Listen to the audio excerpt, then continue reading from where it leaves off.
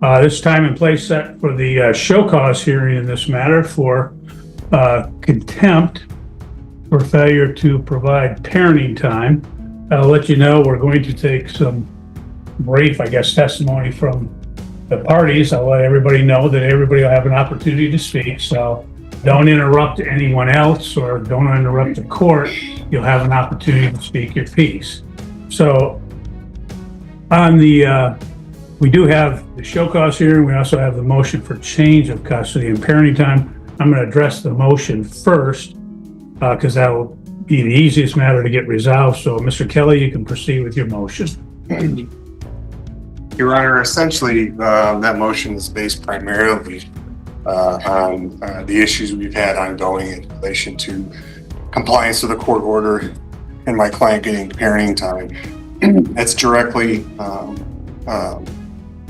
and impacts the child custody factors, and I'll name the ones that are impacted due to this withholding occurrence. The love, affection, and emotional ties existing between the parties. It looks at the emotional bond. Him being prevented from seeing his kids is preventing him to continue that emotional bond and nurture that emotional bond, which he had prior to this latest withholding that has started back on December 27th. Factor B, the capacity and disposition of the parties involved to give the child love and affection that focuses on the ability to, again, a parent to foster an emotional bond in the future. He's having a hard enough time in the present, again, because she's not keeping in compliance with the court order, and he's not able to see these girls to be able to have a solid relationship and foster that relationship.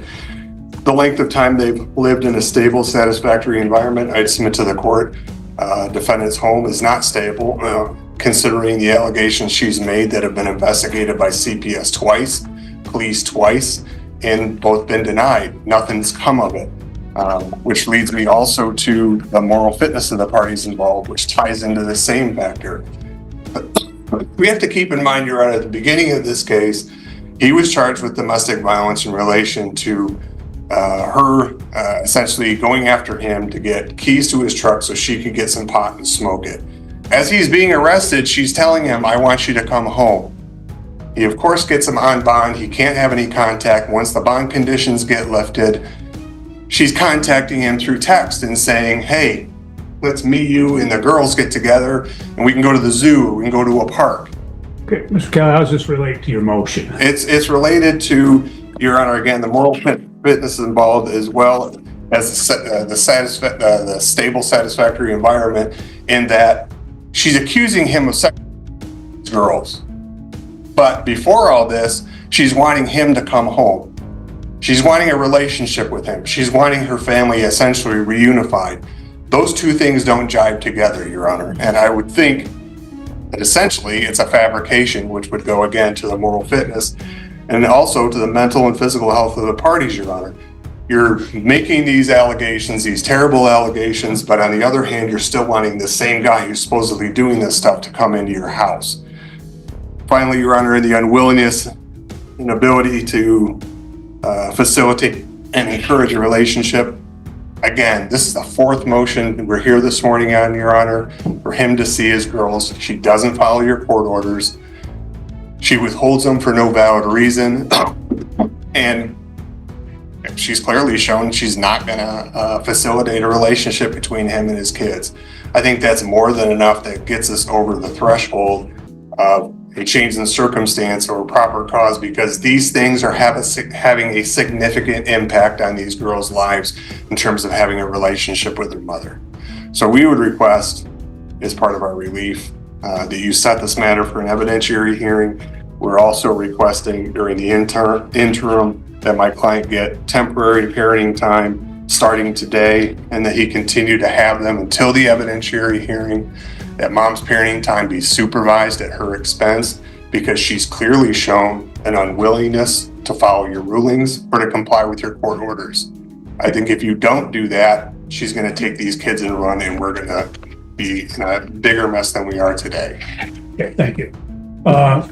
Ms. Couch, if you wish to speak to the motion. I had some statements, but Just what I had submitted to the court. Okay, go ahead, tell me, and then Okay. Would you like me to stand? whatever you wish. If it's more comfortable sitting, go ahead, but speak up a little. So we Okay. can- I said that his first statement was true, but the second statement that he said was false. I said I previously tried to change parenting time because of the videos the plaintiff had been watching. It was reported to Penfield's police department because plaintiff was previously residing in Penfield. I spoke to their sheriff where we looked at the videos together, and he told me that he would be conducting a search and not to address the matter to the plaintiff because he would need time to get 2 search warrants, and the investigation was never done. Hey everyone, welcome back to today's video. This one is intense. We're diving into a situation where a woman repeatedly ignores multiple court orders, refusing to allow the father of her children his legally granted parenting time, and then takes things even further by openly challenging the judge inside the courtroom. What starts as a legal dispute quickly spirals into a tense confrontation, as her defiance and attitude push the situation to a breaking point, ultimately leading to her being taken into custody right there in court. This case is a clear example of how quickly things can escalate when legal authority is ignored, so let's get straight into it. The fourth statement is false. CPS is not taking the proper steps to ensure the minor children's safety, and I did mention police involvement in the last hearing as well. The fifth statement is also false. Errors were made by the plaintiff's attorney. The sixth statement is also false. There is supposed to be a pending CPS case, and I was never told otherwise. CPS and I have spoken on numerous occasions and decided that the best course of action was therapy, which the minor children are attending at Summit Point. I do have proof of all of that as well. That's also false. I was never told that they were declining to investigate the police. Number 8, it's false. In early 2024, my mom threatened to call CPS on me because of the children's odd behavior, requesting that I get them checked by the doctor. I had the doctor examine them at their 2-year checkup, and almost 2 months later, the plaintiff was arrested for domestic violence. I originally withheld the kids because of the plaintiff's sexual preference for diapers and enemas, knowing that the plaintiff was not mentally stable enough for unsupervised visitation. The 9th statement is true. The 11th statement is false. The 12th, I'm unsure of the plaintiff's employment, but the plaintiff has stopped paying child support, and I still stay at home with my children. Number 13, I have lived at the residence that the FOC has on file since December 10th, 2024.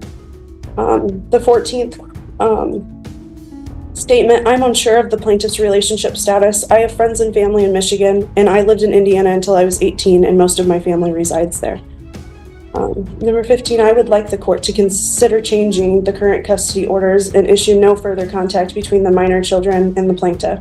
Plaintiff should be held accountable for his actions regardless of stature or representation. I think the reason people react that way is because when they hear your version of events, and they end up reaching the same conclusion, that the story doesn't quite add up and may not be as accurate as it's being presented. That's all. Okay, thank you. I don't need anything else, Mr. Kelly. What the court will do in this matter is the court has read the pleadings, obviously you're well aware of the file in this case. The court does believe that the plaintiff has met the VARCA threshold of proper cause, change of circumstances sufficient for an evidentiary hearing. So the court will schedule an evidentiary hearing in this matter. Mr. Kelly, you can proceed with your show cause hearing. Do you wish to take testimony from your client? Okay, Mr. Connolly, if you step forward, we'll have you sworn in and then we'll take some testimony. And I say brief testimony, I don't need to get into. Sure. We'll keep it straight and to the point here. Have you been getting your parenting time? No, Why not? because she is refusing to let me see them. Have you attempted to get your children from this couch? Yes, Have you called the police for their assistance? yes. What happened when the police got involved? That she slammed the door in their face, denies them, and just tells them no. Have you filed motions with the court to get parenting time? Yes, Has the court awarded you make-up parenting time? yes, Most recently, did the court award you parenting time in January of this year? yes, Did you attempt to go pick the children up for that make-up parenting time? yes. What happened? She refused to give them to me again. Do you approximately know how many days you have missed so far as simply your overnights for parenting time? 20. Would you like the court to grant you some make-up parenting time this morning? Yes. No further questions, Your Honor. Okay. Ms. Couch, do you have any questions for the plaintiff? No? Well, someone is definitely going to be held accountable for their actions today, but it won't be your ex. Next voice, next voice. Well, that was straightforward. Since you're not challenging his testimony, the court can reasonably accept it as fact. Let's move on to the next witness, his mother. Ms. Putnam, how do you know Mr. Connolly? He is my son. You heard him just testify that he has parenting time with your granddaughters, correct? Correct. Okay. Do you assist him in pickup and drop-offs for I parenting do. time? Has there been occasions when you have gone with him to go get the girls and anything happened in regards to him actually getting the girls? Prior to December 27th, yes. After December 27th, no, she refused. Let's talk about prior to December 27th. What would happen? We would go, then we were meeting at Riverside Park, and we would wait for her to show up. When she'd show up, she'd let the girls out and they would come running up to Zach and we would take them. Okay. Did something change after December 27th? She just started refusing to give the give the girls. His first visit that he was supposed to was, I'm not sure, but I got a text from Athena on New Year's Day saying Okay. that she was going to refuse to give the girls. Either she would not be home, he would text her and she would not respond, or if she was there, we'd knock on the door, she'd open the door and then just say no and slam the door in our face. So we would go back to the truck and call the police for the police to come out and assist. And the police came out and assisted that help in terms of actually getting parenting time to occur. No, she just did the same thing to the police. Just to clarify, that he talked about prior to the December 27th date, and the court had previously entered an order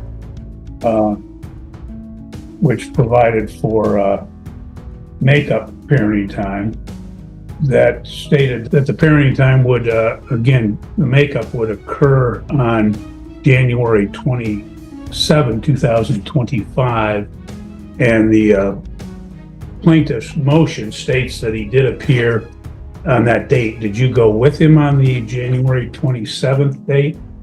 Yeah, Okay. And what happened on that date? she just refused. I don't know, either she refused or she wasn't there. And you don't remember if she was not there or if she refused? I don't remember that specific time. Okay. I have it written down at home, but I don't remember. Okay. Ms. Couch, do you have any questions I of do, this witness? yes.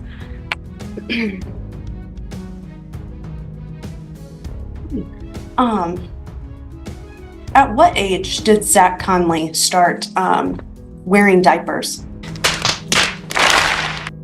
And why exactly would it matter when your ex started wearing diapers? I mean, it's safe to assume that was sometime shortly after birth. Next voice, next voice. If new court orders were issued after an ex parte request was denied, then those updated orders are the ones that must be followed, regardless of personal opinions or how either party now feels about the other. Okay. I'm going to object to it. Ma'am, that is not germane. No, I am. Ma'am, what we'll do is we're here to determine whether there was parenting time. That's the show cause, okay? So that's what the purpose of this hearing is. So you can ask questions about the parenting time, compliance with the orders, etc. Okay? Okay. Go ahead. And you were at my residence on the 27th to pick up the children? Oh, actually, on the January 27th? Yes. Or December 27th. Or sorry, no, January 27th. I don't have anything written down. Yes. Okay. Even though the order was for the 29th? Wasn't that the Whatever, order that the judge whatever put in day, place? whatever judgment day. So you I don't know just- specific dates, whatever. And I slammed the door in your face how many times? Twice that I went by myself once because that was at an appointment And that you slammed the door in my face. I have it on video, yes. you came alone, correct? I did that day, yes. Okay. That was all I have. I'm sorry. Okay. Mr. Kelly, any redirect? No, Your Honor, no further questions, no further witnesses. Okay, you may step down then. Thank you.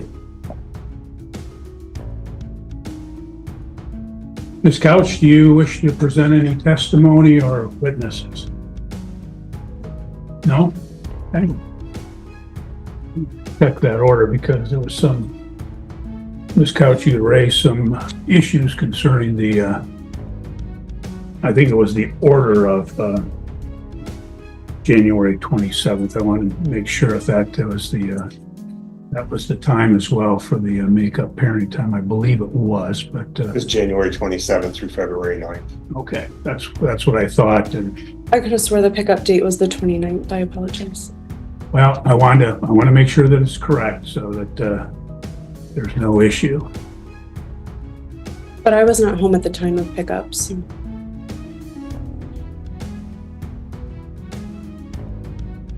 And why is that? Because he is our children, and I don't believe that he needs any more parenting time. Okay. You understand that there's an order for parenting time. And if it was your children, you would be sending them with him. I'm just asking you a question. You understand that it was parenting, that it was ordered. Didn't you deny that? Didn't you go on base and deny it after the fact? Not the other particular orders. I did deny an ex parte order at one point, but there were subsequent orders to that. So in other words, it's a tough position to be in, especially when the official reports consistently state that the father did nothing wrong, while the only pushback comes from anecdotal claims that even seem to contradict those same findings. You guys did receive the pictures that I submitted to the court as well, correct? Anything that was filed has been in the file. I would love you to take that into consideration. I would know for the court, I received no response to either of these pleadings for today's hearing. Okay.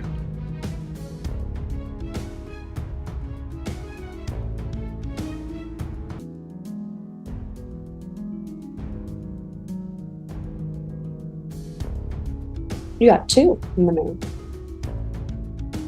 Okay, the order is dated February 4, 2025, and it provided for makeup parenting time in Christmas Eve, Christmas Day 2025. It also provided that the plaintiff would have the children with him on January 29th, 2025 at 6 o'clock p.m. until February 9th, 2025. I have another question to ask you, sir. Okay. Let me clarify that because this is the order dated February 4th.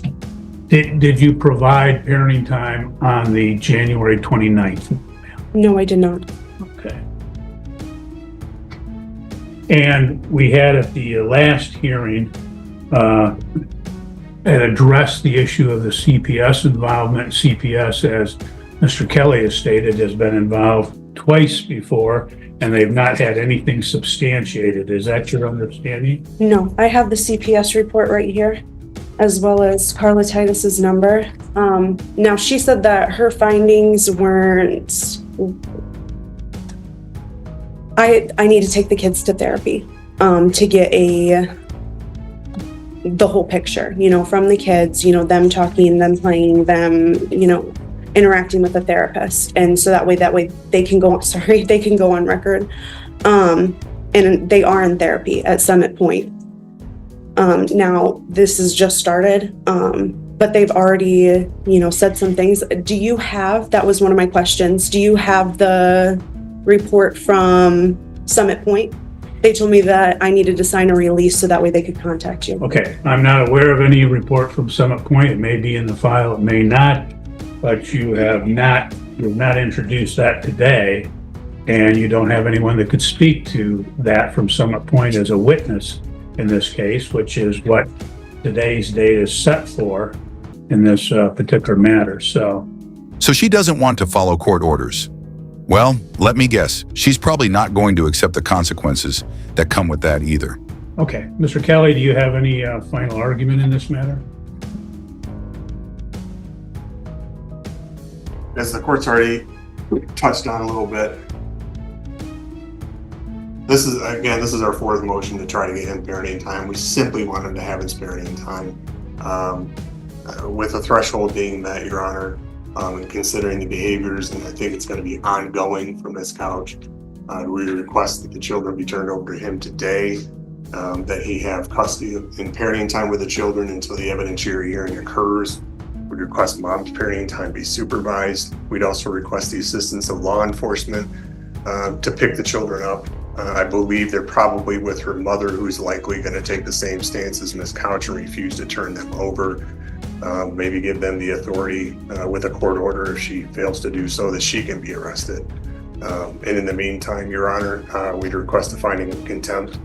Sanctions are doing nothing. You've sanctioned her $1,000, which she's voiced she's never going to pay. Doesn't have any impact on her. At this point in time, we request jail time, 30 days of jail time. Maybe that'll get her attention that she needs to follow your orders. Thank you. Thank you. Ms. Couch, your closing argument.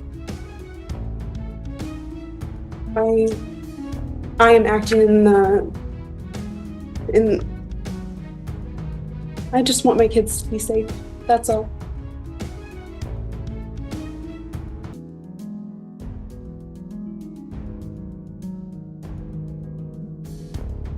Okay, thank you. Well, the court has heard again, the testimony in this case. The court will note that, again, that apparently there had been a denial of parenting time, which is not disputed by the defendant. In fact, she acknowledges that she has in fact denied parenting time, and court notes that as a result, she has withheld the children, that she's failed to comply with the order of... But there's reason, sir. Excuse me? There's reason. Okay. Valid reason. Okay, ma'am, you're done. You don't have time to speak at this point. Okay, you've had a chance to testify, you had a chance to do a final argument, so you're done. The court, she failed to comply with the order of June 13, 2024 for parenting time. She failed to comply with the order of December 2nd, 2024 for parenting time. There was an order of November 1, 2024 for makeup parenting time and attorney fees of $500. Again, there was an order for makeup parenting time dated February 4, 2025 for makeup parenting time and attorney fees from the hearing held on January 27, 2025, that all four of those orders she's failed to comply with. All right, so here's the update. She was sentenced to 30 days for contempt of court and will stay in jail until A. She hands the kids over to the father so he can exercise his parenting time. And B, she pays $1,000 in attorney fees for forcing him to return to court unnecessarily. Multiple show But wait, cause hearings. there's more. She has previously been held in contempt of court. She has previously been ordered to make up parenting time as well as pay attorney fees, as I stated, and she's failed to comply with any and all of these prior orders of the court. Her recourse is to file motions, have hearings in the event that there is some issue. The court will note that I am recalling from the last hearing where she had made allegations concerning the plaintiff, and in fact, she acknowledged at that time that there had been 2 CPS involvements and the CPS had not done anything as a result.